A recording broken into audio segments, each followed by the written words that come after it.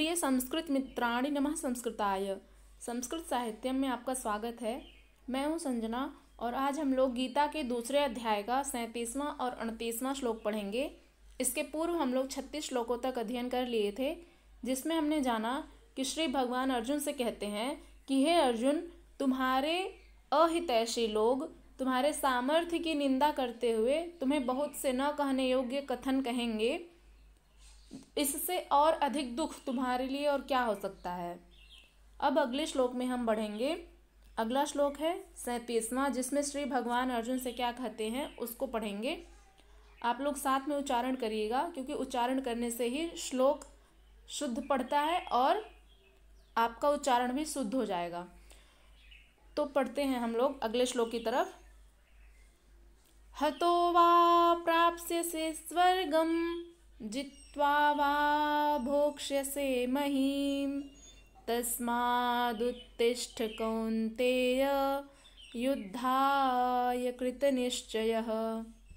हतो वा प्राप्स्यसे स्वर्गं जित्वा वा भोक्ष्यसे महीम् तस्मादुत्तिष्ठ कौन्तेय युद्धाय कृतनिश्चयः। अर्थात श्री भगवान अर्जुन से कहते हैं हतो वा प्राप्स्यसे स्वर्गम। यहाँ पर कौन्तेय शब्द आपने देखा होगा। कौन्तेय का अर्थ है अर्जुन। कौन्तेय अर्थात कुंती पुत्र अर्जुन। श्री कृष्ण बार बार अर्जुन को उनकी माँ की याद दिलाते हैं। कभी वे अर्जुन को कौन्तेय कहते हैं, कभी पार्थ कहते हैं। तो कौन्तेय और पार्थ दोनों का ही अर्थ है अर्जुन। दोनों का तात्पर्य अर्जुन से है। पार्थ अर्थात पृथापुत्र अर्जुन और कौन्तेय अर्थात कुंती पुत्र अर्जुन। तो कुंती का ही अन्य नाम पृथा भी है और कुंती भी है। तो इसीलिए वे उन्हें उनकी माँ की याद दिलाते हुए कहते हैं कि हे कौन्तेय, तस्माद् उत्तिष्ठ युद्धाय कृतनिश्चयः हतो वा प्राप्स्यसि स्वर्गम जित्वा वा भोक्ष्यसे महीम्। इसमें शब्दार्थ पहले देखेंगे, फिर व्याख्या। हतो अर्थात मारा जाना, अर्थात मर जाना। प्राप्स्यसि स्वर्गम, प्राप्त होगे स्वर्गम अर्थात स्वर्ग को। वा अर्थात अथवा, भोक्ष्यसे महीम जित्वा या फिर जीत कर, भोक्ष्यसे महीम इस पृथ्वी का भोग करोगे, इस पृथ्वी के सभी सुखों का भोग करोगे। श्री कृष्ण के कहने का तात्पर्य यह है कि हे अर्जुन, इस युद्ध क्षेत्र में यदि तुम मर जाओगे तो स्वर्ग को प्राप्त होगे, और यदि जीत गए तो संपूर्ण पृथ्वी का सुख भोगोगे। तस्मात् उत्तिष्ठ कौन्तेय, तस्मात् अर्थात इसलिए, उत्तिष्ठ अर्थात उठ जाओ, कौन्तेय अर्थात हे कुंती पुत्र अर्जुन, युद्धाय अर्थात युद्ध के लिए, कृत निश्चयः निश्चय करके। श्री कृष्ण अर्जुन से कहते हैं कि हे अर्जुन, हे कौन्तेय, या तो तुम युद्ध में मरकर स्वर्ग को प्राप्त करोगे या फिर जीतकर संपूर्ण पृथ्वी का सुख भोगोगे। इसलिए उठ जाओ हे कुंती पुत्र अर्जुन, इसलिए युद्ध का निश्चय करके उठ जाओ। इसमें कार्यम व साधेयम देहम व पातएयम आपने सुना होगा कि या तो कार्य की सिद्धि करूँगा या फिर देह को नष्ट कर दूंगा। इसी बात को समझाते हुए श्री कृष्ण कह रहे हैं अर्जुन से कि हे अर्जुन, उठ जाओ। और भी एक श्लोक आपने सुना होगा, उत्तिष्ठ जागृत प्राप्य वरान निबोधत। उठो, जागो और अपने लक्ष्य की प्राप्ति करो। तो इसी से रिलेटेड है ये सभी श्लोक। हतो वा प्राप्स्यसि स्वर्गम, या तो मर कर तुम स्वर्ग को प्राप्त होगे। यहाँ पर श्री कृष्ण ने अर्जुन से यह नहीं कहा कि या तो तुम हार जाओगे, क्योंकि यहाँ पे हार का विपरीत होता है जीतना। तो एक तरफ तो वे कहते हैं कि हतो वा और दूसरी तरफ कहते हैं जित्वा वा। या तो हतो अर्थात मर जाओगे या फिर जित्वा वा अथवा जीत जाओगे। तो कहने का भाव यही है कि श्री कृष्ण अर्जुन से यह कहना चाह रहे हैं कि हारना तो है ही नहीं, क्योंकि वे उनको एक तरह से प्रेरित कर रहे हैं युद्ध करने के लिए, इसलिए वे हार शब्द का प्रयोग नहीं करते हैं। वे कहते हैं कि युद्ध के लिए खड़े हो जाओ, या तो तुम इस युद्ध क्षेत्र में लड़ते लड़ते वीर गति को प्राप्त हो जाओगे, या फिर जीत कर संपूर्ण पृथ्वी का राज्य भोगोगे, राज्य का सुख भोगोगे।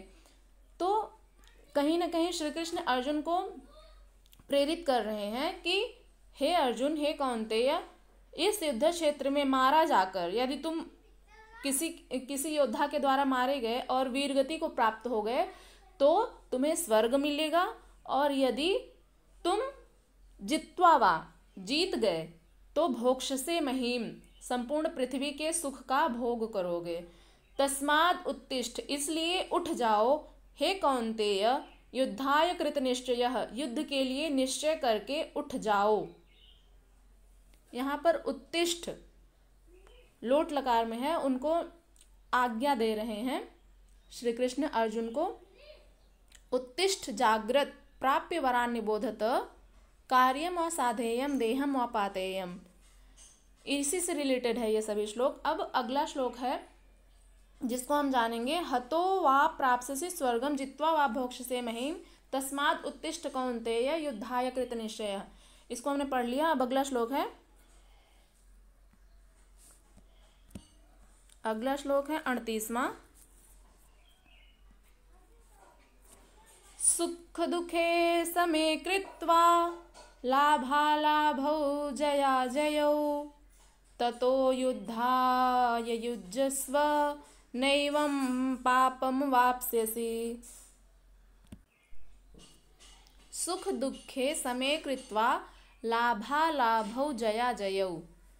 सुख दुखे अर्थात सुख दुख को समे कृत्वा समान करके लाभालाभौ जया जयौ, लाभ अलाभ अर्थात हानि, लाभ और हानि, जया जयौ जय और पराजय, सुख और दुख को समान करके, ततो युद्धाय युज्यस्व नैवं पापम वाप्स्यसि, न इवं पापम अवाप्स्यसि।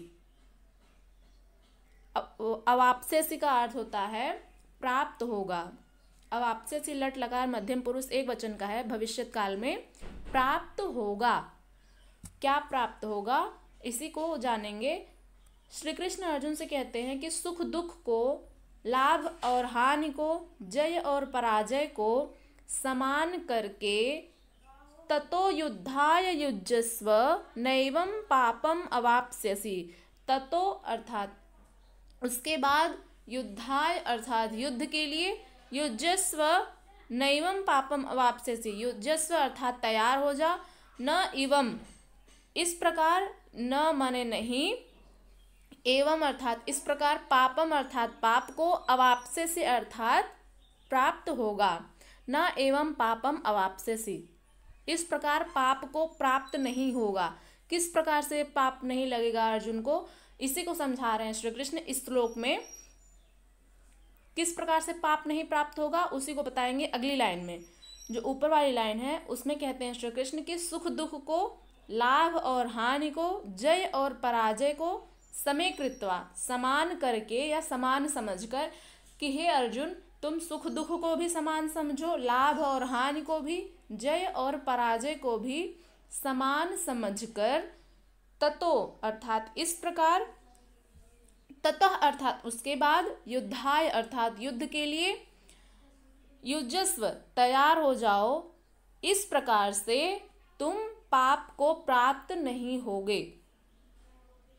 कहने का भाव यह है, जितना आपने लाभ की इच्छा की थी, कभी कभी होता है कि हम लोग बहुत अधिक सोच लेते हैं कि ये होगा वो होगा, बहुत अधिक लाभ की कामना कर लेते हैं, बहुत अधिक सुख की कामना कर लेते हैं, और उस प्रकार से यदि नहीं हो पाता है हमारे मन के मुताबिक तो हमें उतना ही कष्ट होता है, उतना ही अधिक कष्ट होता है।